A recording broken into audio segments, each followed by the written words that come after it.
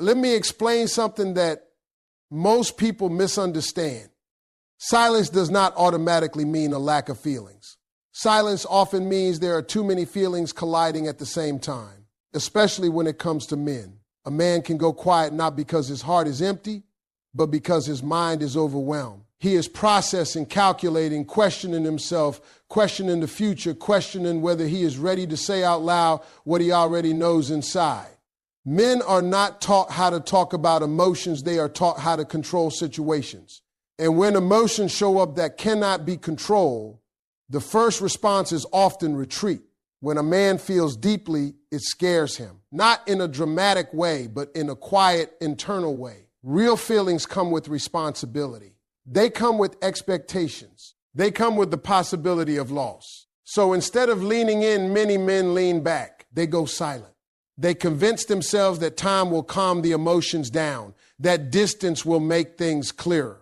But what actually happens is the opposite. Silence amplifies everything. In the quiet, feelings get louder. That silence you are experiencing may not be peace for him. It may be pressure. Every memory becomes sharper. Every conversation replays in his head. He starts noticing little things that didn't seem important before. A laugh, a look, the way you supported him when no one else did.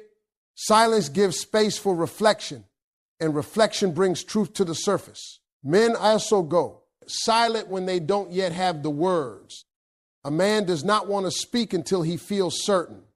He does not want to open his mouth and reveal emotions he is not fully prepared to stand behind. Because once he says it, he knows it changes everything. Silence is sometimes his way of protecting himself from making a promise he's not ready to keep or confessing a feeling he's not sure he deserves to act on yet. Another hard truth is this. Silence is often caused by fear of vulnerability. Vulnerability requires exposure, and exposure requires courage. To admit feelings is to admit weakness in a world that told him weakness is dangerous. So instead of saying, I care, he disappears. Instead of saying, I miss you, he waits. But feelings don't disappear just because words are withheld. They sit there, growing heavier with time. And here's where most people make the mistake. They assume silence means rejection, so they chase, they explain. They send long messages. They demand answers. But chasing doesn't reduce silence. It just gives him less space to confront his own emotions. When you stop chasing, when you stop filling the silence, you allow him to hear himself think. That's when the truth gets uncomfortable. That's when the feelings he tried to ignore refuse to be ignored. Silence can also be a test not of you, but of himself. He wants to see if the feelings last. He wants to see if the connection was real or just momentary. Time becomes his measuring tool. And if the feelings are genuine, time doesn't erase them. It sharpens them. It makes him realize that what he felt wasn't temporary, wasn't imagined, and wasn't easy to replace. There is also pride involved. Pride keeps a man quiet even when his heart is loud. Pride tells him to wait, to not be the first one to reach out, to not look like he cares more. But pride has limits. It can hold silence for a while, but it cannot hold truth forever. Eventually, the weight of unspoken emotions becomes heavier than the pride keeping his mouth closed. Silence can even mean he respects you more than you think. He knows that casual words would insult something real. He knows that half-truths would only confuse you. So he waits until he can speak honestly, fully, and with intention. That waiting period feels painful to you, but to him, it feels necessary. And during that silence, something important happens. He notices your absence. He notices whether you panic or stay grounded, whether you lose yourself or stand firm. That silence reveals not only his feelings, but your strength. When you remain calm, when you continue living your life, when you don't beg for reassurance, it sends a powerful message. It tells him that you are not desperate for attention, but confident in your worth. Silence is not always an ending. Sometimes it's the space before a confession. Sometimes it's the pause before honesty. Sometimes it's the internal battle before emotional surrender. A man who feels nothing does not struggle. He moves on easily. But a man who feels deeply wrestles with himself. And that wrestling often looks like silence from the outside. So don't rush to label silence as disinterest. Watch the patterns. Watch what happens when you pull back instead of pushing forward. Watch how time affects his behavior. If the feelings are real, silence will not be permanent. It will break. And when it does, it won't come with excuses. It will come with clarity. Let me tell you something important about distance, because most people misunderstand it. Distance is not punishment. Distance is not a game. Distance is not manipulation. Distance is clarity. When emotions are tangled, when expectations are confusing, when feelings are strong but unspoken, closeness can actually make things messier. Distance, on the other hand, forces truth to rise to the surface. And this is something Steve Harvey has said in many ways over the years. When you stop chasing, a man starts thinking. When you are always available, always explaining, always reaching out, he never has to sit with his own emotions. He never has to ask himself hard questions. He never has to feel the weight of your absence. But the moment you step back, the noise disappears. And in that silence, his thoughts get louder. Distance removes distractions. It removes comfort. It removes the safety net of knowing you'll always be there to fill the gaps. Distance creates space, and space creates awareness. He starts noticing things he took for granted. Your presence, your support, your energy, the way you made him feel without even trying. And once that space exists, he can no longer confuse convenience with connection. He has to face what's real. A man may say he's unsure, but distance tests that uncertainty. If he truly doesn't care, distance feels like relief. It feels easy. It feels final. But if he does care, distance feels heavy. It feels uncomfortable. It follows him into quiet moments. It creeps in when his phone is silent. That's when clarity begins to form. Distance also removes emotional pressure. When someone feels pushed for answers before they're ready, they resist. Not because the answer is no, but because they feel cornered. Distance removes that corner. It allows him to come to his own conclusion without feeling forced. And conclusions reached alone are far more honest than answers given under pressure. There's another side to distance that people don't talk about enough. Distance reveals effort. When you stop initiating, when you stop checking in, when you stop carrying the emotional weight of the connection, you get to see what he does on his own. Does he reach out? Does he close the gap? Does he show curiosity, care, and concern? Distance turns intentions into actions. Distance also shifts power. Not power in a manipulative way, but power in a self-respecting way. When you stop chasing clarity, you stop handing over control of your emotions. You stop saying, tell me how you feel so I can decide my word. Instead, you say, I know my word, and I'll wait to see if your actions align with it. That shift is powerful, and men feel it. When distance exists, he has to confront the possibility of losing you, and that's when feelings get real. It's easy to be casual when there's no risk. It's easy to stay silent when you assume someone will always be there. But distance introduces consequences. It asks a question without words. What happens if she doesn't come back? Distance also exposes readiness. A man who is emotionally ready will use distance as a moment to step forward with clarity. A man who is not ready will drift, delay, or disappear. Either way, distance gives you an answer without forcing a conversation that leads nowhere. And here's the part most people struggle with.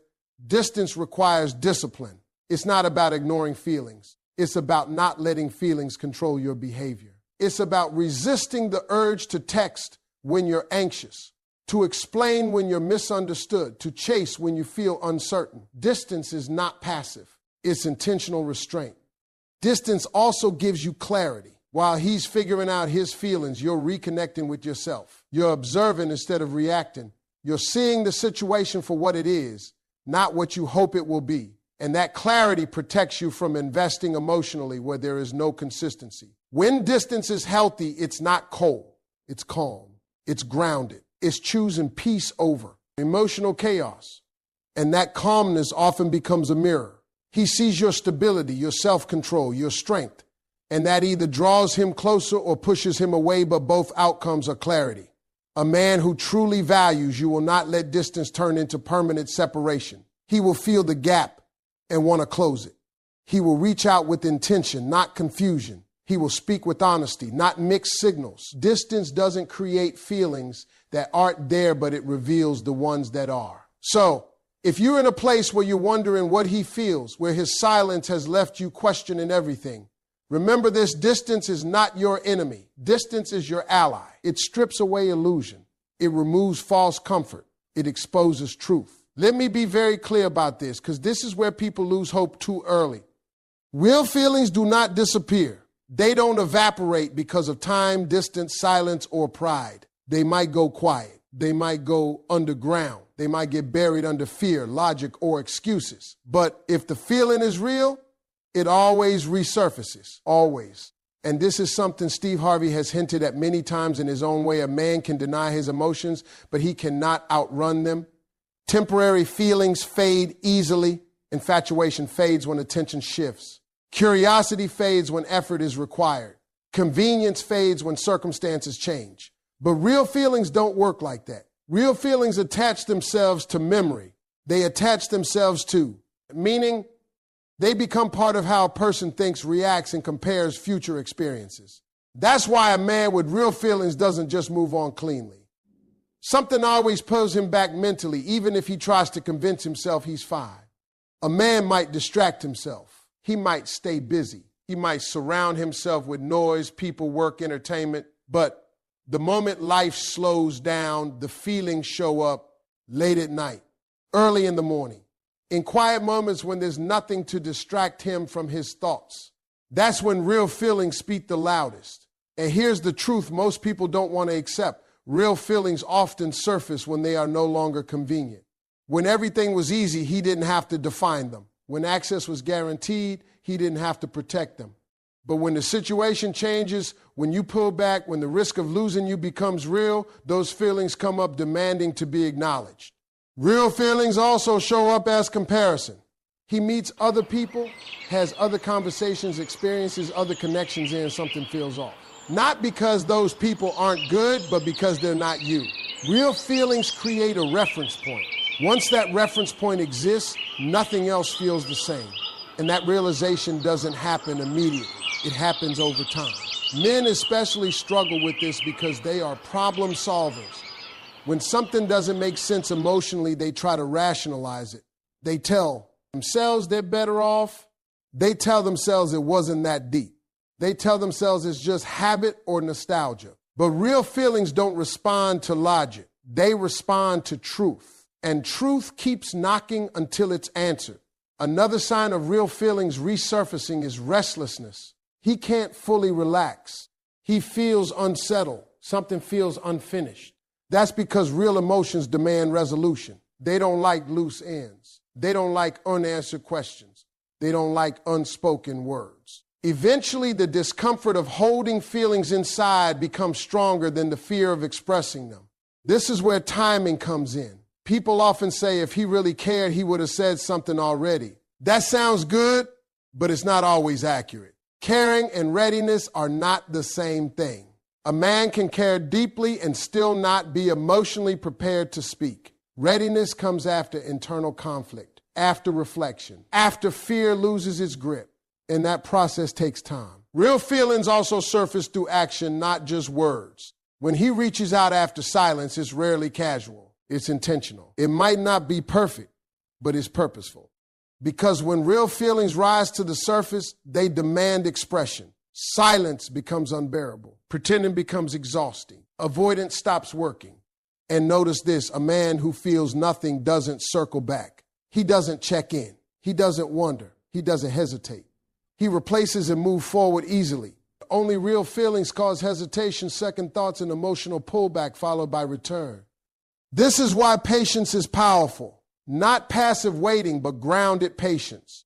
The kind where you don't put your life on hold, but you also don't force outcomes. You allow time to do what it does best. Reveal truth. Time exposes fake emotions and strengthens real ones. Real feelings also surface when ego weakens. Pride can keep a man quiet for a while, but ego gets tired. Ego gets lonely. Ego eventually cracks under the weight of regret. And when that crack happens, truth spills out. That's when messages come out of nowhere. That's when honesty replaces games. What's important is this. You don't need to chase real feelings to make them appear. You don't need to remind someone how to feel. If the emotion is genuine, it will rise on its own. Your job is not to manage his emotions. Your job is to protect your peace and stay aligned with your worth. Because when real feelings finally surface, you want to be standing strong, not wounded from chasing, not exhausted from overgiving, not confused from mixed signals. You want to hear the truth from a place of clarity, not desperation. Let me talk to you about worth, because this is the part that changes everything. A man does not reveal his truth when he feels chased. He reveals his truth when he feels the weight of your value. When you know who you are, when you stop negotiating your standards, when you stop explaining why you deserve clarity, something powerful happens. Your work becomes a mirror, and that mirror forces him to see himself honestly. When you overgive, over-explain, and overextend, a man doesn't feel inspired to be truthful. He feels comfortable being unclear. Comfort delays truth. But when you stand firm in your value, when you stop accepting mixed signals, when you stop tolerating emotional inconsistency, the dynamic shifts. Now he feels pressure not from you, but from the situation. And pressure reveals truth. A man can hide his feelings when he thinks he has unlimited access to you. When he believes you'll wait no matter how he behaves. When he assumes you'll adjust your needs to fit his uncertainty. But the moment he realizes you are not bending, not begging, not shrinking yourself to keep him comfortable, his emotions come to the surface. Because now there is something at risk. Your work triggers his truth because it removes the illusion of control. He can no longer control the pace, the direction, or the emotional tone. If you are grounded in self-respect, he has to decide. And decision-making is where honesty lives. A woman who knows her worth does not demand answers. She creates conditions where answers are required. She does not threaten to leave. She is prepared to walk if clarity never comes. That energy is different. It's calm. It's steady. And it's undeniable. When you stop chasing validation, he starts questioning himself. He wonders why you're no longer asking, why you're no longer available on demand, why you're no longer reacting emotionally. That curiosity leads to reflection, and reflection leads to truth. Men respect boundaries more than explanations. You can talk for hours about what you need, and it won't move him the way one clear boundary will. When your actions say, I won't stay where I'm unsure, it forces him to decide whether he wants to step up or step away, and that decision brings honesty with it. Your worth also triggers comparison. He starts imagining life without you. Not just your presence, but your energy, your support, your understanding. And once he imagines losing that, he has to confront how much it actually meant to him. That's when feelings stop being theoretical and become real. This is where fear comes in for him. Fear of losing someone valuable. Fear of regret. Fear of realizing too late that he has something real and didn't protect it. That fear often pushes him to finally speak. Not perfectly, not smoothly, but truthfully. A man does not confess feelings because he is pressured. He confesses because he realizes silence will cost him something valuable. And your worth defines that value. What's important is that you don't weaponize your worth. You don't use it to punish. You don't use it to manipulate. You simply live in alignment with it. You stop tolerating confusion. You stop making excuses for inconsistency. You stop filling emotional gaps that aren't yours to fill. A man can sense when a woman is prepared to choose herself. That energy is unmistakable. It's not loud. It's not dramatic. It's quiet confidence. And that quiet confidence is intimidating in the best way. Because now he knows that if he doesn't step forward honestly, someone else eventually will. This is why timing changes when you change. The moment you stop waiting for him to define the connection, the moment you stop making your life smaller for his uncertainty, the truth speeds up. Either he rises to meet you or he fades away. But either outcome is clarity. When he does reach out, when he finally speaks his feelings, it won't be because you convinced him. It will be because your worth made it impossible for him to stay silent. Because he realized that access to you requires honesty. Because he saw that you are not an option to be delayed, but a value to be recognized.